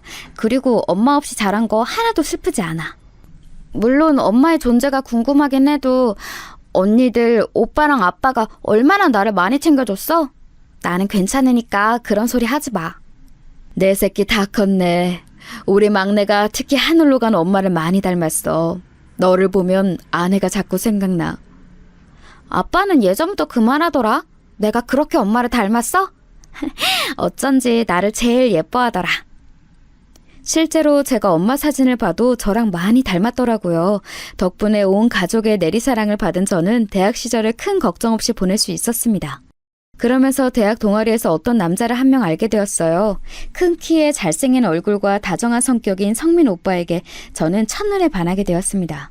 오빠는 처음에는 저에게 관심이 전혀 없었어요. 하지만 끈질기게 제가 몇 번이고 쫓아다닌 끝에 결국 오빠는 저를 받아주었습니다. 오빠와 연애하며 저는 행복한 일만 있을 줄 알았어요. 그런데 그것도 역시나 제 오산이었습니다. 오빠는 제 생각보다 훨씬 잘 사는 집이었어요. 강남 한복판에 있는 고급 주택에서 살고 있었죠. 그것까진 좋았는데 문제는 오빠의 엄마였습니다. 네가 서영이니? 우리 아들 여자친구라길래 궁금했어. 외모는 나쁘지 않지만 우리 아들이 훨씬 잘생겼네. 듣기로 네가 우리 아들이 잘생겨서 따라다녔다며? 성민이가 어렸을 때부터 인기가 많았거든. 워낙 잘났잖니? 아, 네, 제가 오빠가 잘생기고 다정해서 먼저 좋아했어요. 그래, 너도 하고 다니는 거 들어보면 그렇게 못 사는 집은 아닌 것 같던데. 만약 우리 성민이랑 결혼하려면 섭섭하지 않게 준비해야 할 거야. 성민 오빠의 어머님은 아직 대학도 졸업하지 않은 저를 집으로 부르셨어요. 그것도 한 번으로 끝나는 게 아니고 여러 번 저를 부르셨습니다. 처음에는 오빠의 어머니가 저를 보고 싶어 한다는 말에 기뻤는데 점점 저도 피곤해지기 시작했어요. 어머님이 주말에 또 집에 오라고 하시던데 이렇게 거의 매주 오빠네 집에 갈 줄은 몰랐어. 우리 엄마 나쁜 사람 아니야. 그냥 서영이 네가 워낙 마음에 들으셨으니 그러는 거야. 서영이 가족들 다 지방에 있으니까 외롭잖아? 어차피 결혼하면 가족이 될 거니까 미리 점수 따는 거라고 생각해. 그래? 알겠어. 아, 우리 아빠도 오빠 보고 싶어 하던데 언제 우리 고향 내려가자. 그래, 시간 되면 같이 내려가자. 일단 이번 주말은 오빠네 집에 가는 거야. 알겠지? 그렇게 저는 결혼 얘기가 본격적으로 나오기도 전에 오빠네 집을 10번도 넘게 가게 되었습니다. 마냥 편한 것은 아니었으나 성민 오빠를 향한 제 마음이 워낙 커서 그때는 그냥 넘기게 되더라고요. 오빠의 얼굴만 봐도 좋았거든요. 그렇게 저는 대학교 내내 사귄 사람이 성민 오빠 한 명이었습니다. 가족들이 워낙 저를 예뻐해서 종종 서울로 왔는데 우리 가족도 오빠를 보고 싶어 했어요. 아, 그래? 근데 내가 요즘 워낙 바빠서 다음에 오시면 볼게. 어쩔 수 없다. 그래? 저녁도 같이 못 먹어? 아빠랑 오빠가 올라오는데 내 남자친구라고 하니까 궁금해하더라. 내가 요즘 고민이 많잖아. 서영이는 오빠 이해하지? 알겠어. 내가 그럼 아빠랑 오빠한테 말할게. 걱정하지 마. 제가 오빠네 집에 자주 가는 것과 달리 오빠는 우리 가족의 얼굴을 많이 보지 않았어요. 워낙 낯을 많이 가리나 보다 생각했죠. 그렇게 저는 대학을 졸업했고 학교 주변에 있던 중견기업에 취직도 하게 되었습니다. 우리 막내 자랑스럽다. 무려 서울에 있는 대학을 나와서 취직까지 하다니. 언니는 네가 너무 자랑스러워. 동네에도 자랑을 얼마나 많이 했는지 몰라.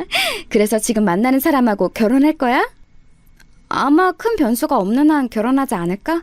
사람은 참 괜찮아. 형제가 2명이나 있는데 이미 결혼했더라고. 성민 오빠는 위아래로 형과 남동생이 있는 삼형제의 둘째였어요. 특이한 점이 있다면 성민 오빠의 동생이 이미 결혼한 상태였다는 거였습니다. 듣기로 사고 쳐서 결혼했다고 하더라고요. 그래서 마지막 남은 성민 오빠의 결혼에 어머님이 신경을 많이 쓰고 있었죠. 이번에 우리 큰조카 생일이거든. 서영이도 올 거지? 엄마가 벌써 기대하고 있더라. 저는 결혼 얘기가 본격적으로 나오기도 전에 오빠네 집안 행사에 많이 참여했어요. 학생 때는 시간이 많아 참석해도 괜찮았는데 문제는 제가 직장인이 된 이후였습니다. 오빠, 나 주말에는 조금 쉬고 싶어. 이번 행사는 난 빠질게. 뭐? 그러면 엄마가 섭섭해하실 텐데.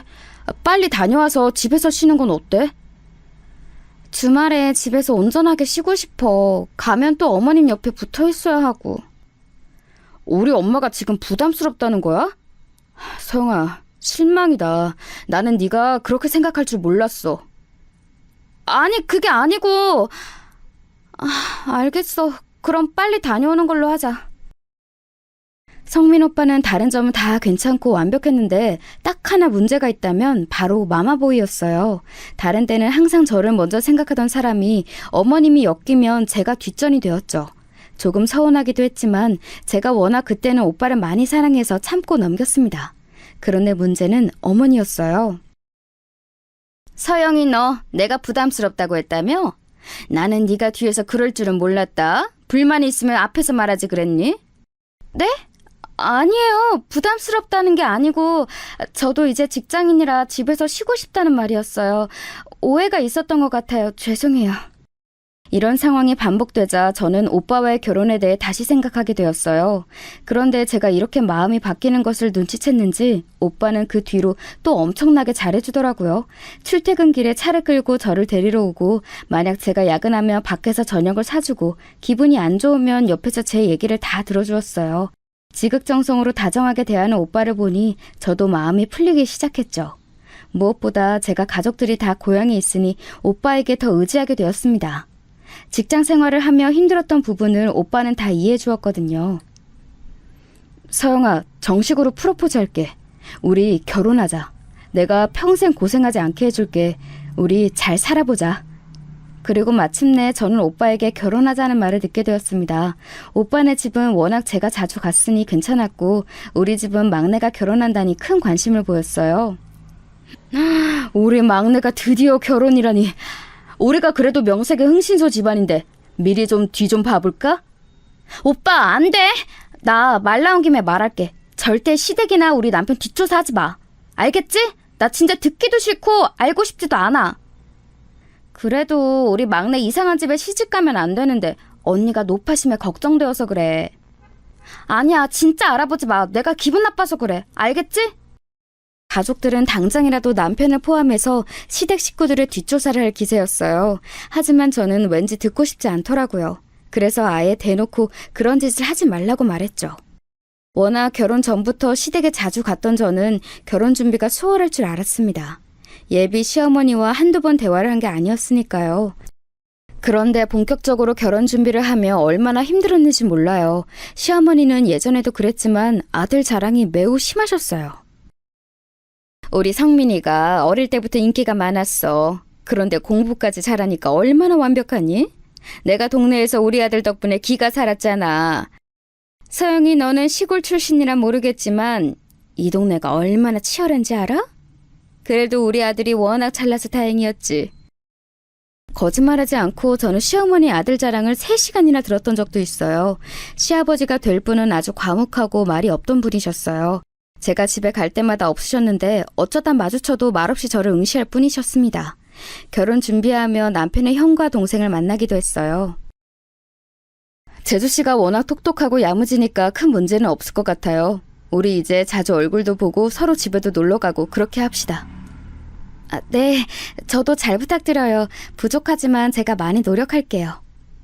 드디어 우리 삼형제가 다 결혼하네요. 우리 엄마 외로워서 어떡해? 형제들은 다행히 무난하게 넘어갔는데 시어머니가 문제였죠. 상견례가 잡히고 본격적으로 양가 어른들이 만나기 전에 시어머니는 또 저를 부르셨어요. 그래서 사영이네 집안은 무슨 사업을 하는 거야? 내가 생각해보니 사업한다는 것만 알고 무슨 사업인지 자세히 알지를 못했네. 아, 가족들이 다 흥신소 사업을 하세요. 지방에 사무실 두고 일하시는데. 뭐? 지금 뭐라고 했어? 흥신소? 흥신소? 아니, 나 그런 거 텔레비전에서만 봤어. 세상에, 흥신소? 아, 네. 고향에서 하시는데 언니들하고 오빠도 같이 하고 있어요. 아, 너무 웃기다. 나는 또 얼마나 대단한 집안인가 생각했는데 흥신소? 아이고, 내가 사돈으로 흥신소 집안을 만나게 될 줄이야. 아우, 너무 웃기다. 시어머니의 반응에 저는 시어머니를 만나고 처음으로 정색하게 되었어요. 아무리 그동안 저를 힘들게 했어도 저는 어른이니까 꾹 참았거든요. 그런데 우리 가족을 비우는 모습에 너무 기분이 나빴습니다. 어머님, 지금 우리 가족 사업하는 거 비웃는 거예요? 다들 열심히 일하고 계세요. 그리고 억울한 사람들 사건도 해결해주고 자부심 가지고 일하는 거예요. 너무 웃겨서 그래. 요즘 세상에도 흥신소로 빌어먹는 사람이 있니? 너무 웃기다. 그걸 이용하는 사람이 있다는 거잖아. 제가 아무 말을 하지 않고 쳐다보자 시어머니는 오히려 그런 제가 예민하다고 느끼셨나 봐요. 얘는? 그렇다고 너는 시어머니 될 사람을 그렇게 쳐다보면 어떡하니? 어른 앞에서 그래도 되는 거야? 가족을 욕하는데 어떻게 가만히 있어요? 저 오늘은 이만 일어날게요. 저는 뒤도 돌아보지 않고 시댁을 나왔어요. 그리고 성민 오빠에게 있었던 일을 얘기했습니다. 갑자기 서러움이 올라오며 엉엉 울며 말했죠. 성민 오빠는 본인이 대신 미안하다며 사과했어요. 서영아, 내가 엄마한테 그러지 말라고 하고 다짐까지 받았어. 엄마가 너랑 다시 얘기하고 싶으시대. 혹시 너만 괜찮으면 엄마랑 대화하는 거 어때? 우리 상견례도 곧 있잖아.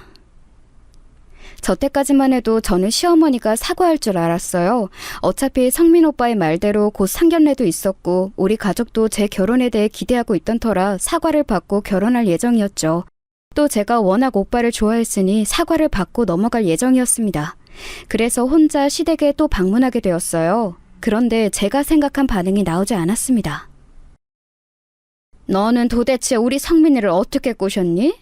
애가 아주 노발대발하며 따지는데 그런 모습 처음 봤어. 어떻게 구워 삶았길래 우리 아들이 그렇게 넘어가?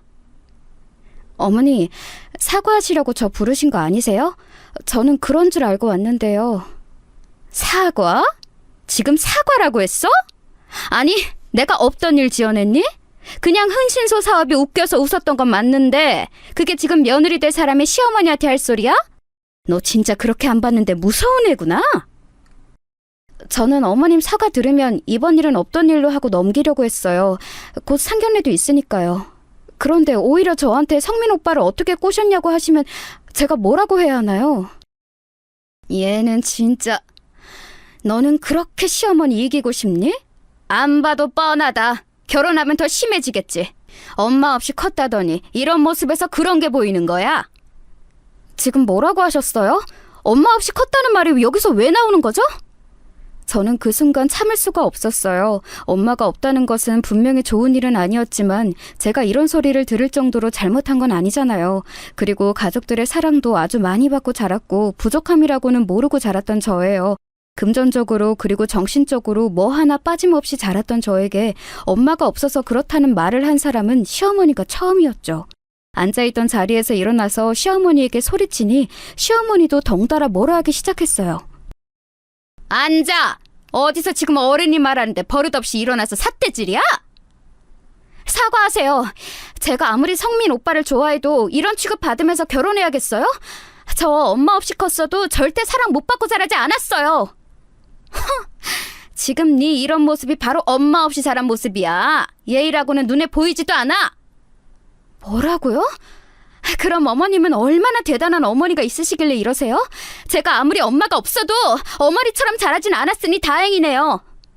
그 순간이었어요. 갑자기 눈앞에 별이 보이더라고요. 처음엔 무슨 일이 일어난 건지 이해하지 못했습니다. 그런데 몇 초 뒤에 깨달았어요. 바로 시어머니가 제 뺨을 때린 거였어요. 소파에 넘어진 저는 순간 서러움이 확 몰려왔습니다. 남에게 폭언을 들은 것도 처음인데 뺨을 맞은 것도 처음이었죠. 제가 이런 취급을 당하려고 우리 가족이 그렇게 애지중지 키운 건 아니잖아요? 너무 속상한 마음에 무슨 정신으로 시댁에서 나왔는지 기억도 나지 않습니다. 그냥 나와서 엉엉 울며 고향으로 바로 내려갔던 것 같아요. 우리 막내 무슨 일이야? 갑자기 말도 없이 왜 온 거야? 어? 무슨 일 있었어? 언니, 오빠, 아빠, 나 너무 속상해. 나 결혼 안 할래. 그동안 가족들이 걱정할까봐 말도 못했어. 나 이런 집안에 시집 못 가.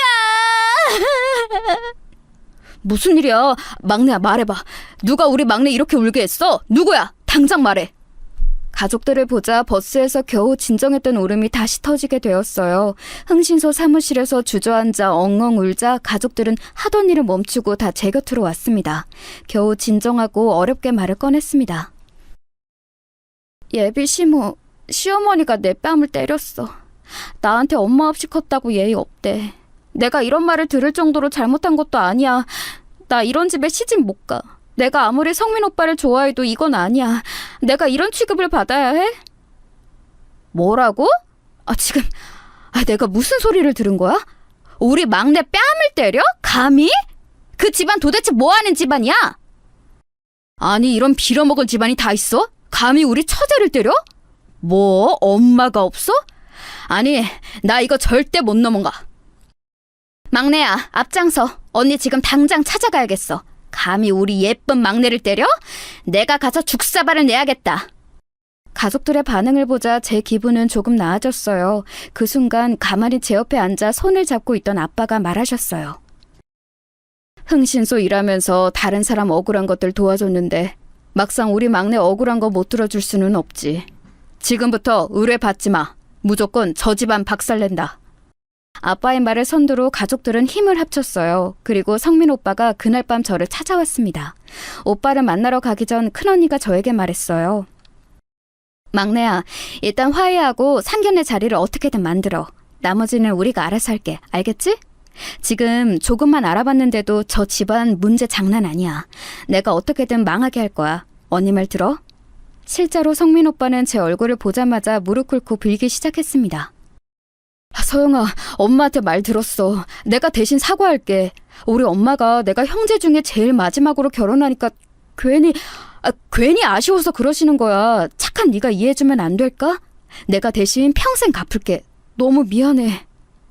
마음 같아서는 저는 저 사과를 절대 받지 않으려고 했어요. 하지만 큰언니가 했던 말이 떠올랐습니다.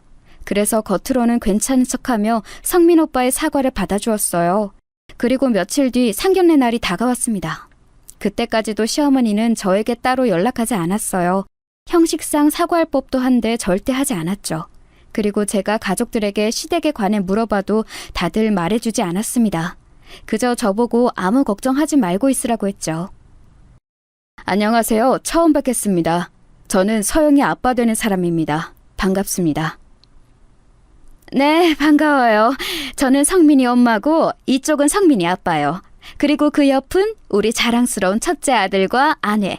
그리고 이쪽은 우리 막내 아들과 며느리예요.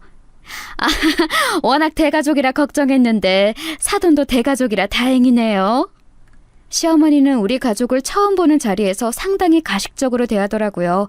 저에게 눈길도 주지 않는 모습을 보고 속으로 사람은 역시 변하지 않는다고 생각했죠. 우리 가족들을 돌아봤더니 가족들은 무슨 전쟁터에 나가는 장군 같은 표정을 하고 있었어요. 전날부터 그렇게 가족 회의를 하더니 도대체 무슨 말을 할지 저도 모르고 있었습니다. 시간이 조금 지나자 시어머니는 역시나 아들 자랑을 마구하기 시작했어요.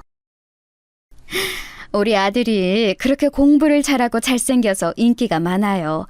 지금도 저한테 얼마나 선자리가 많이 들어오는지 몰라요.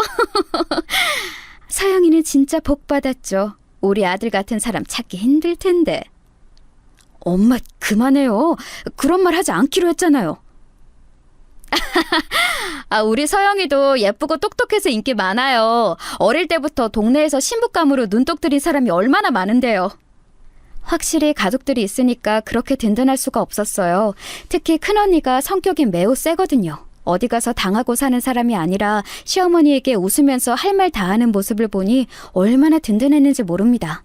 만약 거기서 시어머니가 조용히 했으면 오늘 제보할 대박 사건이 일어나지 않았을지도 몰라요. 하지만 시어머니는 역시나 사람이 변하지 않더라고요. 우리 성민이가 워낙 귀한 자식이라. 물론 서영이도 예쁨을 많이 받았겠지만 우리 집안이 워낙 다들 잘나서 그래요. 다들 잘나서 그렇게 바람을 피우고 다니나? 그 순간 작은 언니가 조용하게 내뱉은 한마디에 분위기가 순식간에 싸해지기 시작했습니다. 우리 가족들은 올게 왔다는 표정을 지었어요. 시댁 쪽은 이게 무슨 소리인가 싶은 표정이었죠. 말로만 들었지 이 정도일 줄은 몰랐는데 진짜 그동안 우리 막내가 어떤 취급을 당했을지 생각하니까 피가 거꾸로 솟네. 지금 뭐라 하셨어요? 저기요, 형씨. 그쪽 바람 피우는 거 당신 안 해도 알아요? 당신 지금 회사에서 어린 여직원하고 불륜이잖아. 저번 주에 강릉 다녀온 거 출장 아니고 여행이잖아. 뭐라고요? 지금 뭐라고 하셨어요? 그게 사실이에요? 아니, 이게... 그럼 제가 없는 일 지어낼까 봐요? 여기 사진이요. 그쪽 남편 바람 피우는 거 상습이에요. 아기도 있는 양반이 무슨 그렇게 어린 여자를 좋아해? 뒷조사하면서 깜짝 놀랐네. 이게 지금 무슨 뭐 하는 짓이야? 장난해? 아니 여보, 내 말 들어봐. 아니야, 오해야. 무슨 오해? 지금 이 사진에 있는 이 사람 당신 맞잖아. 당신 불륜이야? 나는 집에서 종일 아이 보고 육아하느라 지쳤는데 그런 나를 두고 바람? 미쳤어? 순식간에 아주버님의 불륜 소식이 들통났어요. 오빠는 자연스럽게 가방에서 아주버님의 불륜 사진을 수십 장이나 꺼내서 형님에게 보여줬습니다. 형님은 울며 아주버님을 때리기 시작했죠. 순식간에 자리는 쑥대밭이 되었습니다.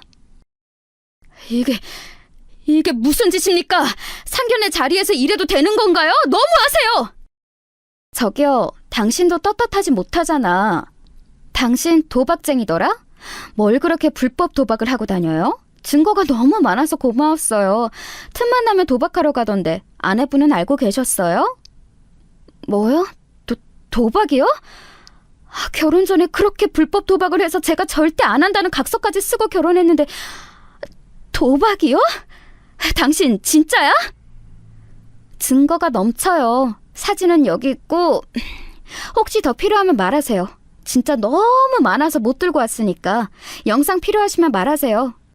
그리고 또 말하자면 도박도 하고 룸살롱도 그렇게 가던데 알고 계셨나요? 룸살롱이요? 그건 또 무슨 소리예요? 능력도 없는 사람 내가 친정 도움으로 결혼했더니 이게 지금 뭐 하는 짓이야? 당신 장난해? 그동안 우리 부모님 재산 이런 식으로 쓴 거야? 아주버님에 이어 서방님까지 뒷조사한 것을 다 까발렸어요. 시어머니는 아무 말도 못하고 얼굴이 하얗게 질린 채로 있더라고요. 그 순간 그렇게 조용하던 시아버지가 한마디 하셨어요. 결혼이 불만이었으며 파혼하면 되는 것을 이게 지금 뭐 하는 짓입니까? 사돈 말 잘 꺼내셨어요. 사돈이야말로 뭐 하는 짓입니까? 교수라는 양반이 그렇게 어린 학생들하고 한 명도 아니고 여러 명하고 자고 다니는 거 너무 더러워요. 조용히 뒤에서 제일 쓰레기 짓을 하고 다녔더라고요. 뭐라고요? 지금 그게 무슨 말씀이세요? 이 사람이 바람을 피웠다고요? 우리 소중한 막내 때린 거 갚아주려고 뒷조사하는데 내가 이거 보고 혀를 찼어요. 아줌마 당신이 왜 우리 딸한테 그렇게 집착한지 알겠어. 남편이 뒤에서 이런 쓰레기 짓을 하고 다니는 걸 본능적으로 안 거지. 안 그래요? 바람이라니 그게 무슨 말도 안 되는 소리야? 당신 진짜야? 말해봐, 진짜야? 그쪽 남편 불륜한 거 하루 이틀도 아니던데? 그러게 성격 좀 죽이고 살지 그랬어. 집에서 마누라가 그 모양이니까 남편이 밖에서 바람을 피우고 다니지. 안 그래? 증거 여기 있으니까 실컷 보세요. 이게 뭐야? 당신 어떻게 나한테 이럴 수가 있어? 미쳤어? 미쳤냐고! 가족들이 준비한 사진을 보니 진짜 가관이었어요. 교수로 재직하던 시아버지는 학생들과 동료 교수들까지 쉴 새 없이 바람을 피웠더라고요. 불륜 상대가 너무 많아 서류가 뭉치로 있을 정도였죠. 그렇게 상견례 자리는 시아버지와 아주버님 그리고 서방님까지 세 부부의 관계를 다 망치는 자리가 되었습니다. 아줌마, 상대를 잘못 골라도 한참 잘못 골랐어. 어디서 우리 막내를 때려? 우리가 우리 막내 얼마나 소중하게 키웠는지 알아? 내 동생한테 엄마 없다고 뭐라 하기 전에 당신 잘난 남편하고 아들들이나 챙겨. 자기 가족들이 저 모양이니까 우리 막내가 깨끗하길 바란 거야? 진짜 바람도 유전자라던데. 우리 막내 우리가 이 집안에 결혼 못 시켜. 엄마 없이 자란 우리는 제대로 컸는데 멀쩡히 엄마 있는 당신 가족은 왜 이래? 가족들이 나서서 제 편을 들어주자 얼마나 든든했는지 몰라요. 상견례 자리는 말 그대로 아수라장이 되었습니다. 서로 각자 따지고 때리고 난리가 아니었어요. 나중에는 식당 직원들이 말려도 말을 듣지 않아 경찰까지 부를 정도였습니다. 너무 통쾌해서 계속 입가에 웃음이 걸려 있었어요. 그렇게 고향에 내려와 심신을 안정시키는데 얼마 지나지 않아 성민 오빠에게 연락이 왔습니다. 마지막으로 인사하려고 서울로 다시 와서 오빠를 만났어요. 그래서 지금 우리 집안은 말 그대로 난장판이야. 부모님도 이혼한다 하시고 형은 이혼 당했고 동생도 지금 법원에서 싸우고 있어. 서영이 너한테는 내가 뭐라 할 말이 없다. 만약 어머님이 나한테 제대로 사과하거나 아니 애초에 때리지 않고 나를 무시하지 않았다면 이런 일은 일어나지 않았을 거야. 나도 오빠만 보면 좋았는데 결혼은 무리야. 그래, 네 마음 알아. 그동안 고마웠어. 우리 집은 완전히 콩가루가 됐어. 엄마는 큰 충격을 받아서 지금 정신병원에 입원하셨어. 성민 오빠에게는 딱히 악감정이 있지는 않아요. 그렇지만 오빠가 말해준 소식은 아주 통쾌했어요. 시어머니는 본인 가족이 완벽하다고 생각하는 사람인데 그 가족들이 알고 봤더니 문제가 아주 많았던 거죠. 정신병원에 갔다는 말을 듣고 아주 잠깐 측은한 마음이 들기는 했지만 오래가지 않았습니다. 남의 집 귀한 자식은 때리면서 본인 가족이 그 지경인 걸 참을 수가 없대? 진짜 웃기는 사람이네. 서영아, 죄책감 가지지 마. 너는 잘못한 거 없어. 맞아, 본인이 자초한 일이야. 그리고 언니가 이번에 좋은 선자리 알아봤거든? 여기 한번 나가봐. 우리가 뒷조사까지 다 끝냈어. 괜찮은 집안이더라. 가족들은 저에게 죄책감을 갖지 말라며 다독여 주었어요. 그리고 실제로 언니들은 그 뒤로 본인들이 알아본 선자리를 마련해 주었습니다. 그리고 저는 거기서 지금 남편을 만나게 되었어요. 아빠가 우리 막내딸 걱정에 몇 날 며칠을 뒷조사했는데 아주 깨끗해. 저런 집이면 마음 놓고 시집 보낼 수 있겠어. 아유, 진짜 아주 든든해서 미치겠어. 살면서 억울한 일 생기면 꼭 말해. 알겠지? 우리 막내 괴롭히면 우리가 지구 끝까지 가서 배로 갚아줄 거야. 언니의 말대로 저는 그 뒤로도 살면서 억울한 일이 생기면 경찰이 아니고 친정에 말하고 있어요. 그리고 지금 남편은 가족들이 알아본 것처럼 아주 성실하고 괜찮은 사람이랍니다. 성민 오빠처럼 부자는 아니어도 평범한 집안이지만 가족끼리 화목하고 다정해서 저는 현재 너무 행복해요. 성민 오빠와의 연락은 완전히 끊겼고 아주 우연히 형님과 동서에게 연락이 온 적은 있었어요. 결국 이혼했어요. 나는 시어머니가 미친 인간인 줄은 알고 있었는데 시댁 식구들이 다 이 모양인 줄은 몰랐죠. 아무튼 오히려 고마워요.